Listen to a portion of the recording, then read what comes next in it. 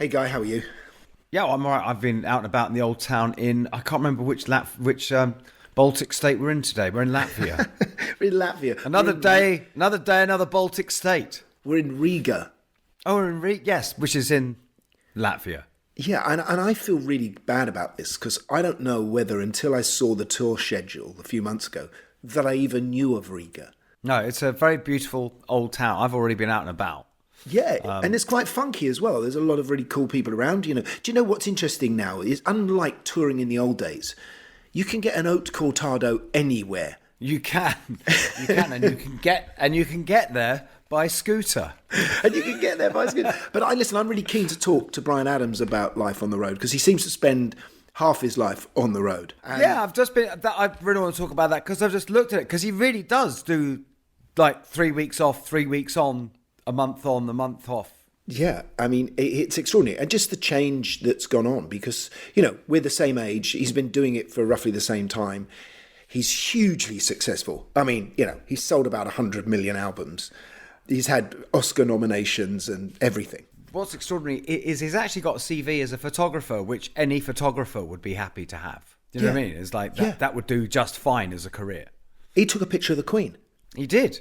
And a renowned picture. He's photographed everyone from Amy Winehouse to, and then his fantastic books on war veterans and also then always campaigning and it's he's an activist, right, as well. He is very much. We need to get back to his roots. We need to find out about the real Bryan Adams and what drives him. Oh no, but I was going to say because all the interviews that I've heard, in our usual endless research, does seem very skimmy. And I do think there's not a lot about the early days, which I do think we should delve into. Well, let's unskim the Adams. Welcome to the Rockonteurs. Okay, guys, I'm ready. That's a big tune for sure. I actually wrote that originally for Tina Turner. Of course, I had gone and found Joni Mitchell down in Florida and brought her back. I've listened to a few of them and they've been really good, man. I'm sitting in the back of the car coming into London. They're brilliant. Thank you guys for still being around, still making music, still being into it, and doing this podcast. It's fabulous. So great to talk to two guys that have done this. Remember me? I'm in a band now. It's called Roxy Music. You know this thing about the 10,000 hours of experience? Oh, yeah. Get good at something. When we recorded Arnold Lane, we'd done about 50 hours. The Rockonteurs Podcast with Gary Kemp and Guy Pratt. Good morning. Yay! Good morning. Bryan. Hey, all right? Yeah, how you doing? Yeah, not too bad, thanks. Can you hear me all right? I can hear you fine. Can we get your visuals? Hang on, how do I do this? Start video. There you go. Oh, wow, man. You're looking great. Yeah. Fabulous. Are you How in are Glasgow, Bryan, or have you gone home for the night? Yeah, I'm Glasgow. Cool. Well, you're obviously in the art on your walls is a lot better than the art here in Riga. We're on tour as well. We're in Latvia. I've got a little photograph hanging here, and Guy's got nothing behind him. I've got nothing. I've got this is pure Soviet era recreated hotel room. Looks like a squality inn. Where are you?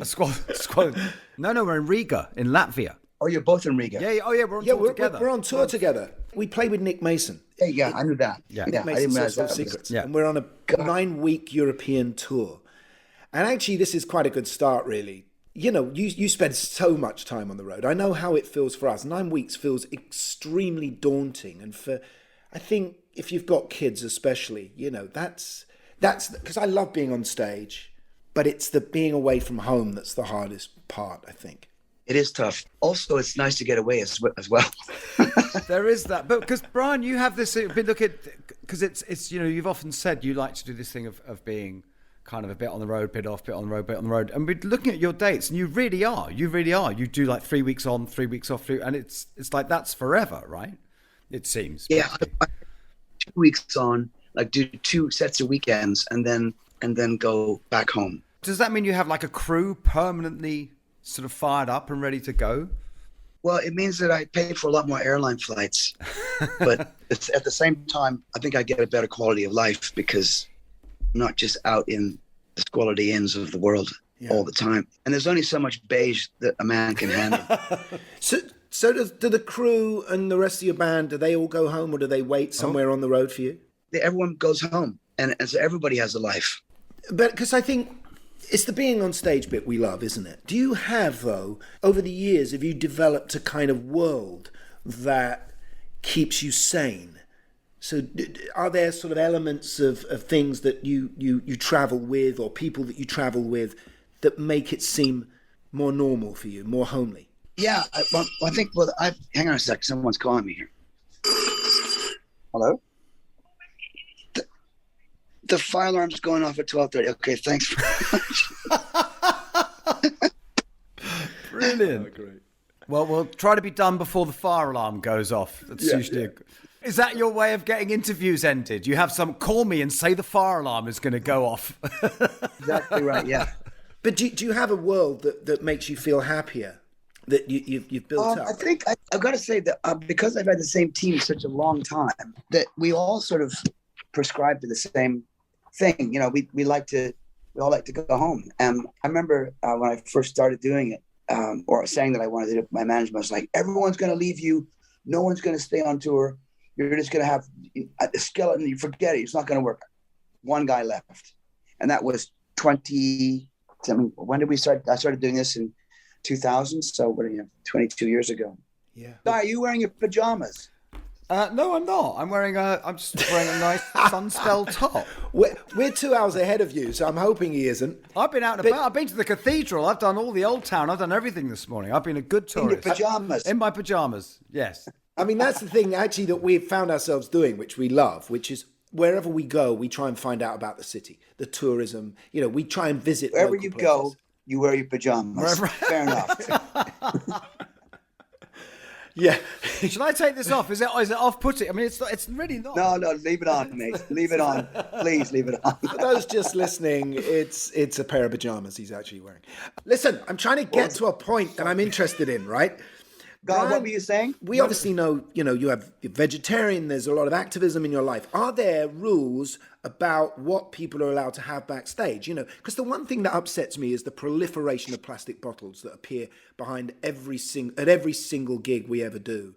Do you have rules in advance for what the crew can eat and what everyone can drink from? I mean, my tour is pretty much plastic free. We a long time ago, we stopped that, and we have filtered water everywhere. And the catering is all vegetarian. And so if everyone gets per diem anyway, so if they want to go get a burger, they can. Those are the only two things that sort of prescribe to the ethos that you were talking about. But there's no rules, really. It's just every man for himself. You know what it's like. Yeah. We're on the road. Let's talk about the new album, Bryan. Because as he cackles.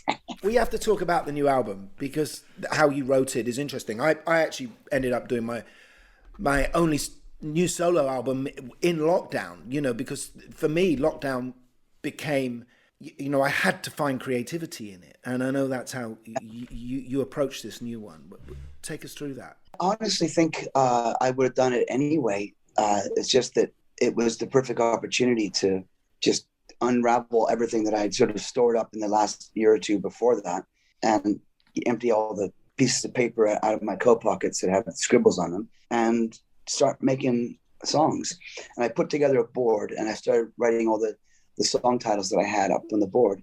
And every day I would sit with my engineer Hayden, who's sitting here right here.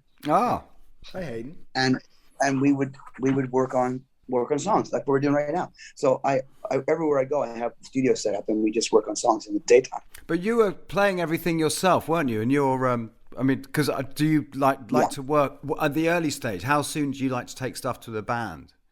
Usually. Well, I couldn't find a bass player, so Yeah, and I was using your bass anyway. By the way, thanks for lending me your bass. You bet. So yeah, I mean, I've always sort of dabbled in doing bits and bobs of my own, like doing all the tracks. But this time there was no way of getting the band in the room, so I just bought a drum kit and started messing around. So we had this thing. So I would put down a track on the drums, and then come back in. I'd look at Hayden over here, and I'd say, "Would Bonham have done that?" He'd go, "No." That's it. All right, go back in again. So the whole thing was like, would Bonham have done that? And that's how that's how I try to get the drum tracks. That's quite a bar to set yourself, though, isn't it? Well, you know, if you're going to set Jeff a bar, Beck set have the done best. that? It's just to make it as powerful and as rocking as possible. Yeah. Listen, Brian, I can't think of anyone in the world further from the personality of John Bonham than yourself. It was just whether or not it was rocking enough. And well, it's interesting because I think the drums on this album, they reminded me, the sound reminded me a lot of the early stuff from of Reckless and the sound on that. Really? Oh, that's kind. Well, I mean, it was just all done in a bedroom. Amazing. There's a lot of nonsense talked about drum sounds, and always has been, I reckon. It's that, but Yeah. Bottom's most legendary drum sound was just in the hallway at Headley Grange. It wasn't at Olympic. That's right. It was the bottom of a staircase, wasn't it? Yeah. You work a lot with other people. You co-write. I mean, I'm a solo songwriter. I find it more difficult to write with other people. And in the situation you were in, how did you find that same inspiration? There are two questions here. There's one about that with this album, but also about how you approach songwriting with other people generally. Well, I kind of have friends that I, like, for example, Jim Valance, who I've worked with my entire life. And so we finished doing Pretty Woman the musical together. And there was a bunch of ideas left over from that either got cut by the director or they weren't appropriate musically. So I thought, never want to give up a good song. I just would rework them. And that was one aspect of it. And then there was working with Mutt Lange, who I love working with. We would just do that by email. I would send a chorus to him or something, an idea for a song, and then he'd send back what he thought would go with it. And in the past, I did the same thing with Ed Sheeran once for Shine a Light. Oh, yeah. Where I sent him a chorus for the song, and he sent me back a verse. And I was like, oh, that works. Great song. So I don't care where the idea comes from. It's the best idea wins. Do you ever write on your own, Brian? I do, but I find that I get a little bit bored with just doing it on my own. So I send it off to somebody. I've got a really good chorus right now for a song, and I'm trying to decide what to do with it. So do I finish it myself or nah? I'll give it to someone else to mess around with, because one of the joys I had back in the 90s was working with Michael Kamen. Oh. And it was wonderful because he would come up with musical ideas that I would never have come up with, and vice versa. So I think that, obviously, Guy, I knew. Michael, Well, right? we both worked on a film together with him, the Don Juan de Marco movie. Oh, did you play bass on that? I played guitar on that. But he wanted everyone he knew to that beautiful line, that da da da da da da da. He had this idea of having mass guitars doing it, mass Spanish guitars, and he kind of called up every guitarist he knew, and he thought that wasn't enough people. So then he started calling everyone, so that I ended up coming in. It was great. Wow. I remember you being in the studio at Whitfield Street a couple of times. So I mean, he was wonderful, and so pushing your boundaries is what it's about. Mm-hmm. Gary, it's about not coming up with what you usually come up with. It's about coming up with something that you wouldn't ordinarily come up with, and that's what either pushes you or makes a song more interesting. If I could come up with it, great, but I usually don't. I usually come up with what I come up with, and then let's see what someone else comes up with. Is part of it editorial, Brian? I mean, when I said just the thing of you're writing something on your own, and it's just kind of, is this any good? And having someone else in the room to kind of confirm that what you're doing is working and is right.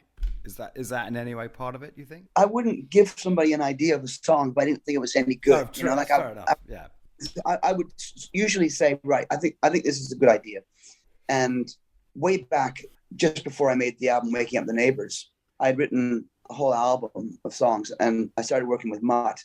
And I played Mutt the songs thinking that Mutt was going to produce them. And Mutt looked at me and said, well, that's nice. I said, what do you mean? He goes, yeah, I think you could do better. I said, okay, what do you want to do? He goes, start again. So we scrapped an entire record and took pieces of it and rewrote the songs and made it up Waking Up the Neighbours. So another point actually is being not precious about your songs, not precious about your ideas. And that's when I learned to actually not be precious about little things you come up with or the songs you come up with. That, you know what, it could be better. and so make it better. I think there's something else going on here as well, because for me, as a songwriter, that's how I see myself. I see myself primarily as a songwriter, even if I'm doing a solo album. You are also a singer, a major singer. So it's all about what can be created for you to present yourself as vocally, and for you to enjoy that vocally. You might be right, actually. You know, you enjoy singing, and it's an incredible tool. And if you were not a songwriter, it would still be something you could be very successful at. And so sometimes you might be interested in what are other people going to deliver to me to give me an opportunity to project myself. I've never thought that, but you're right. There's something in it to that. Because I mean, we'll get on a bit more maybe later about Michael Kamen. I worked with Michael. Obviously, he did the theme music for the Craze movie, and cool. And he also he produced the last sort of Spandau Ballet track back in 1990. I'll tell you a funny story about Michael. And just for those people that don't know Michael was a film composer.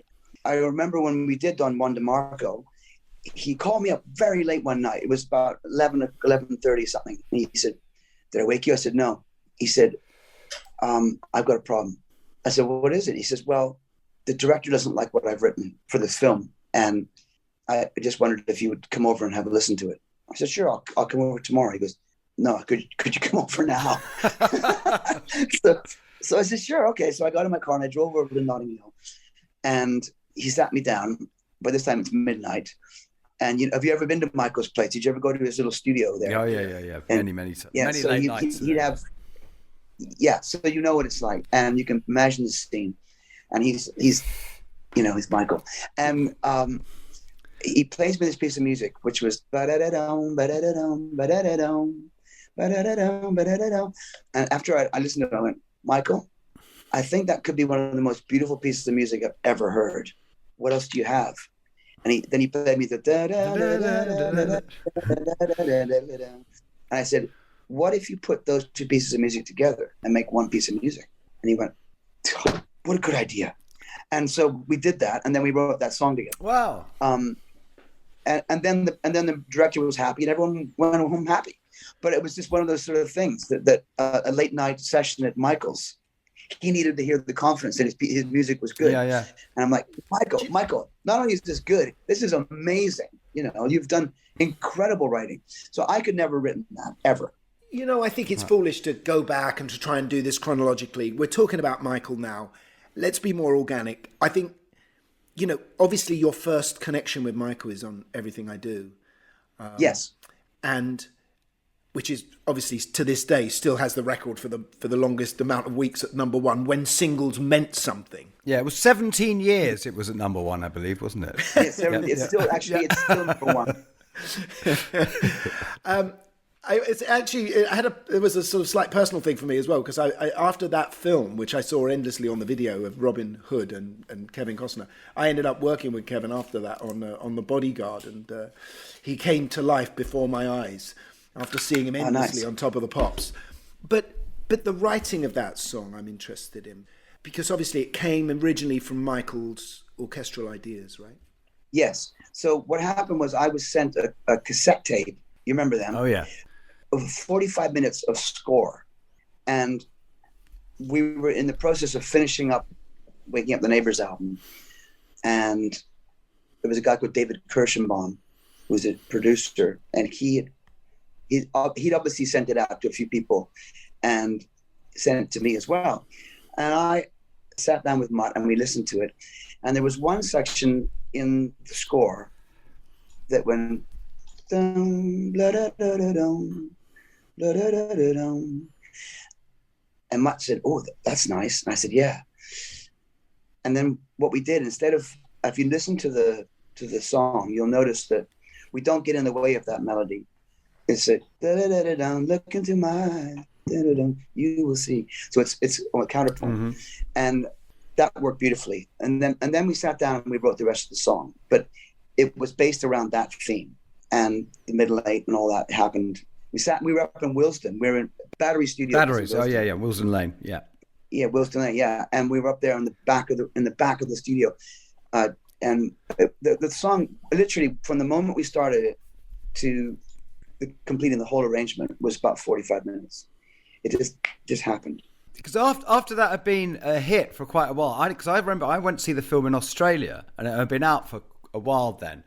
And at key points in the film, the great romantic moments in the film, that theme happens, and it's so brilliant, such a brilliant bit of subliminal placing that you come out of that film, and if you're going to have to buy that record, you can't not. Yeah, well, there is a little bit of a backstory to it. Is that no one really liked the song at the film company at the time. Wow. And they tried to get me to change the song title to "I'll Die for You," and I said, nah, I'm not changing anything. If you don't like it, too bad.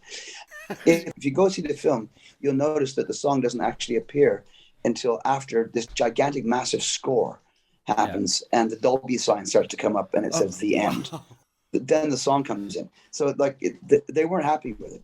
They were very happy with what happened with it afterwards. But what do you think? What do you think is the key to the magic of that song? Mutt said to me when he listened to that little snippet, he said, "That is a universal melody." I agree. I think Michael was very good at writing themes that were quite universal. I think and this is slightly technical for some of our listeners, maybe, but I think it's that pedaled bass note when it goes to the fourth chord or the fifth chord. When you go from C, yeah, that's technical for our listeners, all right.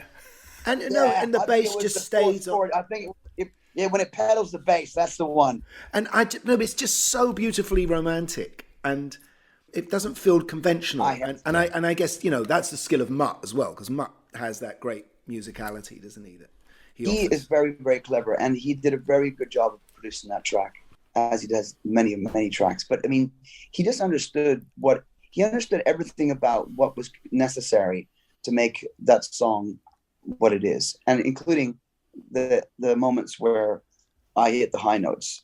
All the crescendo of music that happens, and it happens a couple of times. Yeah. So who knows what the secret is? But I mean, it's still number one. It still is number one. It's now 47 years, I believe it's been number one. It's coming out. Yeah.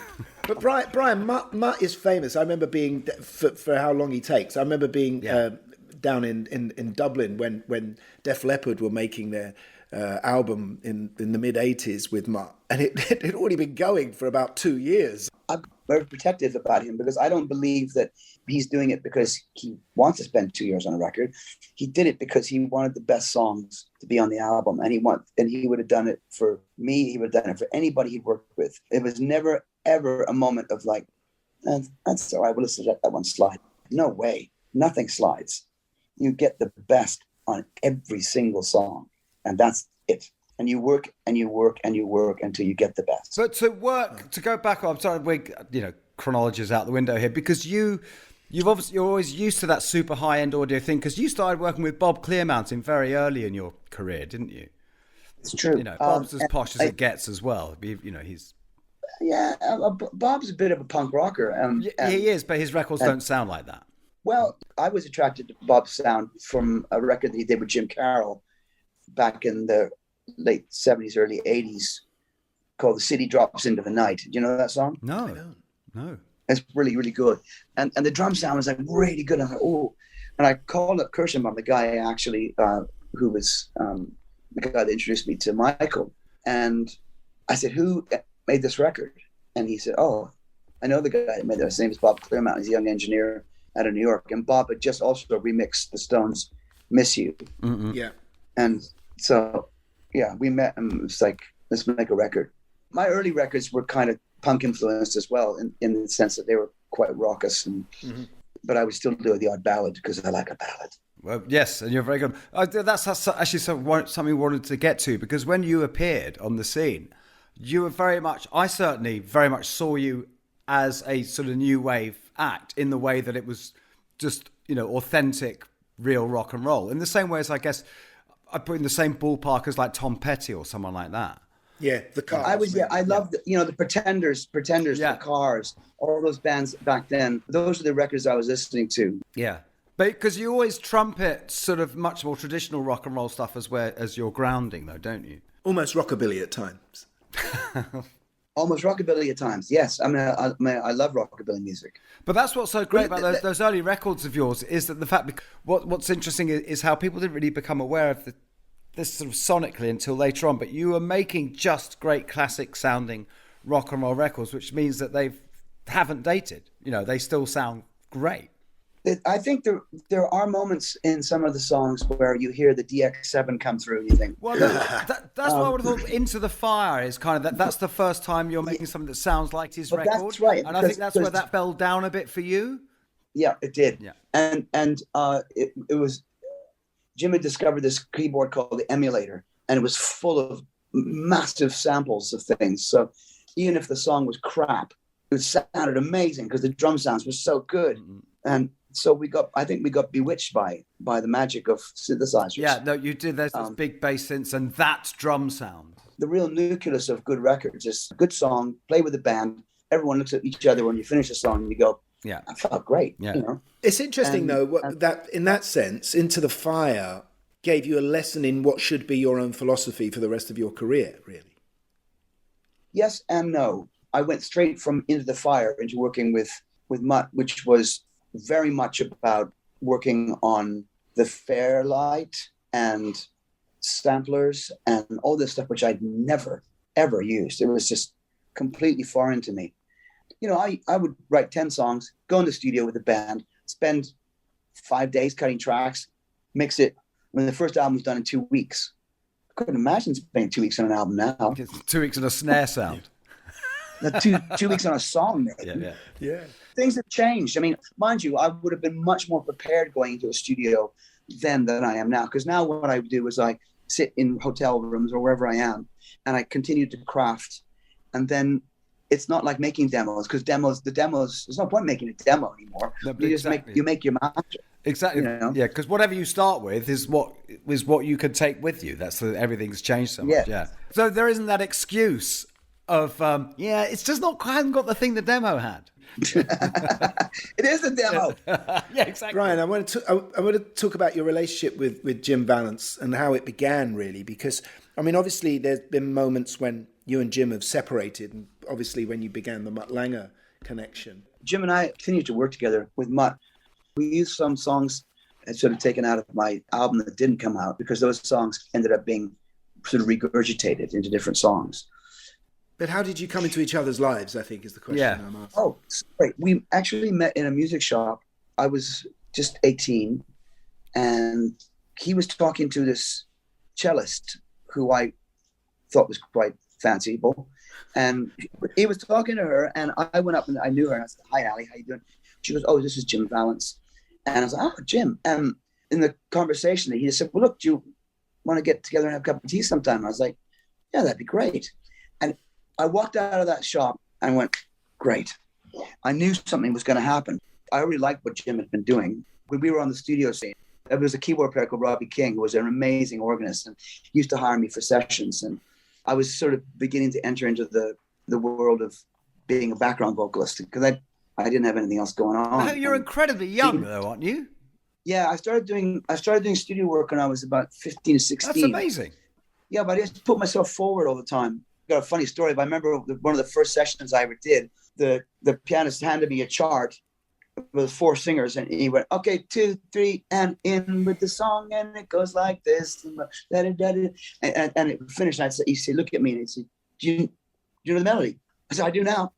And then he said, "Do you want the 3rd or the 5th?" Do the 3rd. Right. So then I would learn from hearing what he'd done, because I can't read music. Yeah, join the club. Yeah. Wow, that's amazing. Would you say your relationship with him is sort of similar to Elton and Bernie? Well, not really, because we both write lyrics and we both write music. But that thing of just being you'll go off somewhere else, but it's sort of always there. I love Jim. He's my brother. You know, I mean, I can count on Jim. You know, it's like I know that if I said to him today, I got a song, you know, it's got to be about the Rockonteurs. Tomorrow morning we'd have a song about it. Can't wait to hear it. But as it developed, and obviously, you know, you went through those first couple of albums, what was it that changed that helped you to create, you know, Reckless as such a key part of your career? I mean, you know, I still would say that, you know, Run to You, I remember when it came out in the 80s and I was recording with Spandau Ballet down in Germany, and we all heard it and we went, my God, this is the template for the future of rock music. It sounded. Well, that's very kind. I think what I figured out was that can't sit in the studio all the time. You've got to go play live. And so I used to take after my first album, which did nothing, I just went out and took my songs and played them in clubs and figured out tempo, what was working, breakdowns, what lyrics were working, and just when it came into working with Clearmountain, I'd had a very concise idea already of how I wanted to sound. It was just about getting the sound. We wanted to pick up where we left off, really, with the Reckless album. I wondered about Heaven, because Heaven nearly never made Reckless, did it? And I think it was your first song for a movie. The story was it was written for a film that was about a male stripper, and I never really wanted to. Once I saw the film, I was like, oh, what? And so I just didn't really want to publicize it. But they put out a soundtrack album for it and everything. And even though I wouldn't let them release it as a single from the soundtrack, the song just kept getting picked up and people started playing it everywhere. So when it came time for Reckless, I thought I'll save it for the album, because putting it on the album made more sense than advertising a dodgy soundtrack. So that's the story. But it was interesting that the movie inspired you in a way, because, or was it the other way around? Did you have that song and then you thought you'd deliver? It was written for the film. And yet it was a massive change in your career. Yeah, I would say, because Reckless is where everything went kind of properly global, isn't it? What do you say? Or... It went to England. Because we'd had a... That's what I meant. Properly global. England. Yeah. Heaven wasn't a hit in the UK. It was only a hit really in America and Canada at the time. And it's never been really a chart hit anywhere other than that. But that's quite extraordinary, because we look at those songs as being complete smash hit classics, and yet they're sort of ones that people have gone back and discovered after maybe, Waking Up The Neighbours. Yeah, Summer 69 wasn't a hit anywhere other than America and Canada at the time. I actually wrote a song at the time with Jim. It was called I Can't Get My Songs on the BBC. And the song goes, I don't know what Sir Lou Grade's got against me. I can't get my songs on the BBC. Brilliant. That could have been The Clash. I know, Guy, you wanted to talk about the duets, and obviously the big duet. Yeah, because which is a great aspect of you, Bryan. You've done so many duets, and was that something that you consciously wanted to do, or people just came to you, or they all sort of happened quite organically. The Tina one I went for and wanted to work with her. I'm trying to think what the next one was. Barbra Streisand, maybe. Bonnie Raitt, right. yeah. Bonnie asked me to sing on her show. Oh, I love Bonnie. Oh, man. She's amazing guitar. So good. And then David Foster asked me to do the Barbra Streisand one, and the song wasn't there. I said, but you know what, send me the music and I'll see if I can write a song around it. And they sent me the score by Marvin Hamlish, the great Marvin Hamlish. Wow. Yeah, wow, there's a name. And I sat down with Mutt and we rewrote the song. I sent it in and didn't hear anything. And then about a month later, I get a call and Barbara comes on. She says, "What'd you do to my song?" I rewrote it. She goes, "I like it." So, was that must have been a bit of a moment before she said that? I mean, I wasn't going to take offense if she didn't like it. It was just a punt, just see if it could be better. But did you get to meet Marvin? I did. What did I went you to work with Marvin, and it was one of the best experiences because we went to the Sony studios in Los Angeles to record the strings for the song. And Marvin was, to my great surprise, quite a comic in that way, that sort of New York Jewish comedy. So he'd get up in front of the 60-piece orchestra and sort of open up the score and say, "Good morning, everybody. Did you hear about the the snake and the squirrel?" and he'd start telling jokes to everybody. Just so funny. And I thought, when's the session going to happen? Because he just kept rattling off all these jokes. And then it was like tap tap of the baton, and off we went, and then recorded the strings. It was just such a sweet memory. The thing with duet, do you have an idea for a song and think, oh my God, this needs to be two people, this needs to be 2 points of view, or? Or is it more, I want to do a duet, I'm going to tailor a song to them? Oh, I see. No, I never really think about... Well, with the Barbara one, I did think about it. I wanted it to be like a conversation.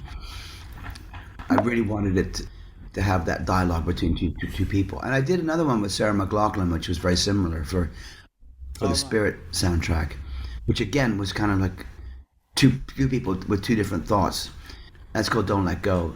That's such a beautiful song too. I don't know if you've heard that or not. Yeah, that was a big album for you, wasn't it?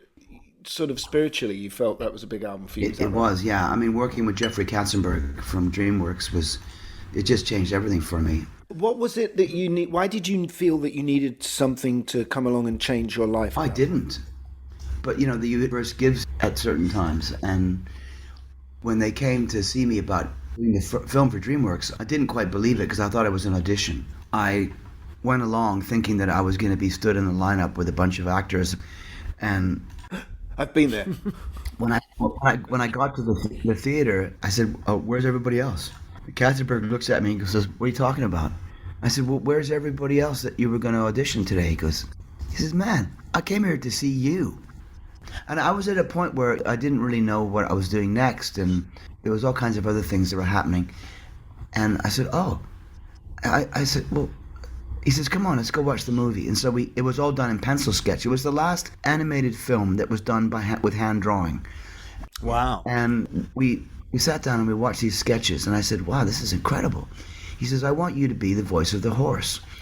I said, "Wow, okay." I said, "As long as that's the only part of the horse you want me to be." And so I spent a year working with Hans Zimmer, doing the set. Hans, yeah.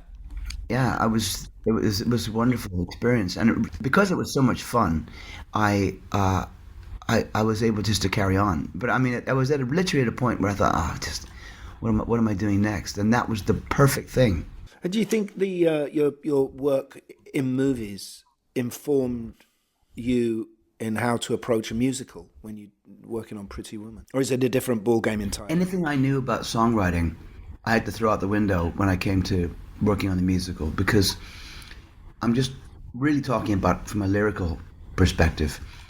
You can think you've nailed it, and you walk into the room, and every day literally it was an everyday thing. Every day you'd walk in, and you'd have to present what your song was for whatever the scene was that the director wanted, and there'd be a panel of 10 people, and so you'd say, "Okay, well, let's demo disclaimer. Here comes the song." And you'd play the song, and the writer would say, "Oh, that's great. I really like that." And then someone else would say, "I don't know. I like the third line." And you sort of look at Jim and I would look at each other like, "What?" And so after a while, I became really blasé to the criticism. I just thought, well, okay, we'll just write something else. And so we would just go back, and so we'd have our 11 o'clock meeting. Do a song presentation, and then go back and sit in my tiny little hotel room on 44th Street and just write another song or rewrite that one. It was exasperating in some respects, because I don't know sometimes whether they knew what they wanted, or they just didn't know if they liked that, or if the direction musically might have been suitable for someone else, but not for that particular group, And because everyone was allowed to have a say, it would just take time. But that's the thing with musicals, isn't it? It is ultimately, because Gary and I have written musicals together. It's the ultimate kind of collaborative art form, but it's kind of different in that there's just the guy from the record company going, "Oh, I don't like this," just because he doesn't like it. It's kind of, people will have a valid reason for why it doesn't fit in with the bit that they need to make work. Yeah, it's sort of subjective in the sense that if you're working with somebody that is like-minded in what you're doing, then it becomes easier. However, if you're working with someone that isn't in your world, and you're trying to present them or convince them of this, then it's a little more difficult. Do you know what I'm saying? There's a famous Sondheim quote, though, isn't it? That a musical is never written; it's always rewritten. Rewritten, yeah. Which sort of sums that up, because you've got to lyrically, you've got to take your character from A to B, haven't you? There's got to be a dramatic flow within the song, and that's very different to pop songs. Yeah, because exactly. You've got to start somewhere and end somewhere else, haven't you? Yeah, there's no room for metaphors at all. Yeah, and pop songs tend to be a sort of snapshot of something where a musical song, it has to have drama. That's why I'm talking to you guys. You were happy in the end with what the sort of the way the process worked for you and the final stage. I actually really enjoyed the whole thing. I mean, even though sometimes you think, wow, that's too bad, because that was a good song. I just ended up, any songs that got rejected, I ended up recording them anyway. Yeah, there you go. I mean, you have that great other outlet, don't you? Because that's the thing with musicals, isn't it? It's kill your darlings. You have to be prepared to lose your favourite song at any point. Oh, I hate that expression, killing your darlings. I just can't. No, but in a way, it's true, Bryan, I know we haven't got much time. There's so much other, because I wanted to sort of touch briefly on your photography, because you've got a CV as a photographer, which any photographer who'd literally never done anything else would be perfectly happy to have, I would have thought. Okay. No, it's just look at the people you photograph. I was wondering how that started.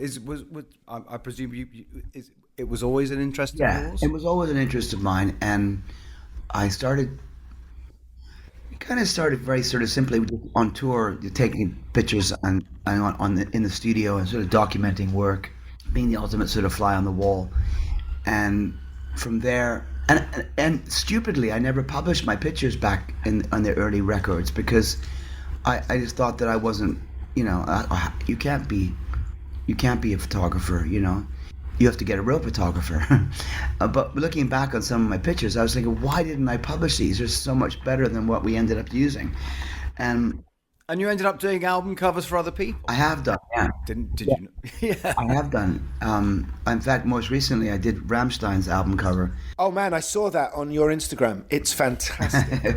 It's the second time I've worked with them, and it was so fun to do it. Because first of all, I love being in Berlin, but also I love the band. I was very lucky to have got it. But I have to ask, how was the Queen? Which one? There's been so many.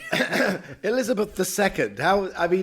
You get to photograph her. That's quite an extraordinary thing to do. That's like Cecil B. It was very, very nice to have got that. I was great friends with Joseph Karsh, who's a Canadian photographer, and I went to see his exhibition at Canada House sometime in the late 1999 or something like that, 90s. And he said, I want you to meet my friend from Camera Press, because Karsh liked my pictures, even though he hadn't seen very many. He liked what I was doing. And he said, I want you to meet Richard from Camera Press. And he said, I like what you've done recently. Would you like to join Camera Press? I said, yeah, sure. And then about a year later, he phoned me and said, what are you doing on Wednesday? I said, I don't know, nothing really. He says, would you like to photograph the Queen? I said, oh, yeah, I'd love to. I said, but where? He says, well, it's at her house.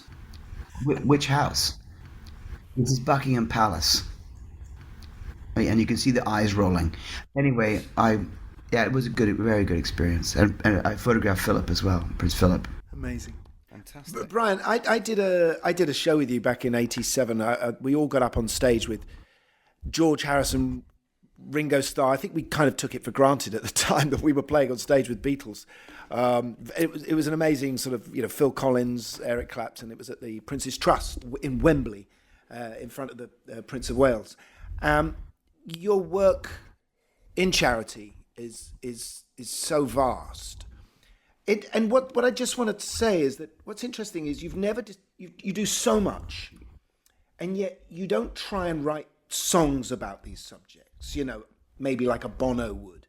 What you do, I think, is you seem to go to various countries like India or wherever you are, and you deliver joy. But underneath are what you believe in, the statements that you want to make. Thank you. I don't talk about it very much. I have a little foundation, and it sort of bumbles along. And most of the proceeds from my photography go to it. It's like helping people help people.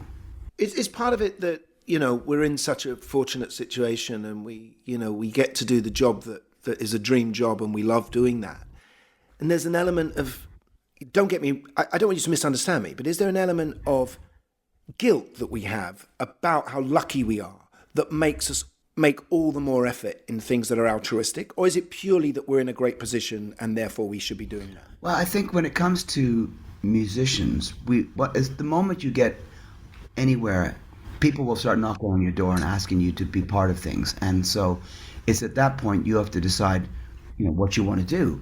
If you want to support this, and if you don't. Because there are so many things you can support. And there might be something that touches your heart. And you think, yeah, I'm going to do that because it's part of it. I know someone that had that, or my friend was affected by it, or, I've been to a country that had that and I relate to it. So you'll end up finding somewhere inside of you that there's something that connects you to the things you get asked to do. I don't know that if you didn't become well known that it would happen so frequently, but that's a fair point. That's a very fair point. It's a two-way thing, isn't it? Yeah, kind of.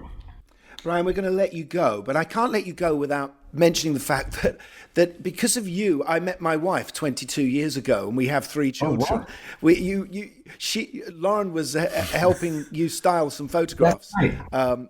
And there was a party at the Saatchi Gallery. Oh, wow.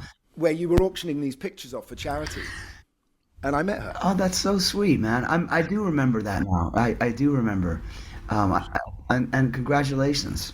Brian, I can't help but notice that your name is actually Bryan Guy Adams. And my name is Guy Adam. And the reason I was called that is because my dad was a songwriter and actor, and as we know Pratt is a pretty unfortunate surname. And when I was born, my mum thought, well, he might want to go into showbiz, so she gave me a middle name that would work as a surname. So I could have been Guy Adams. Oh, that's a good name. I was named because I was born on 5th of November. The Bryan comes from my father.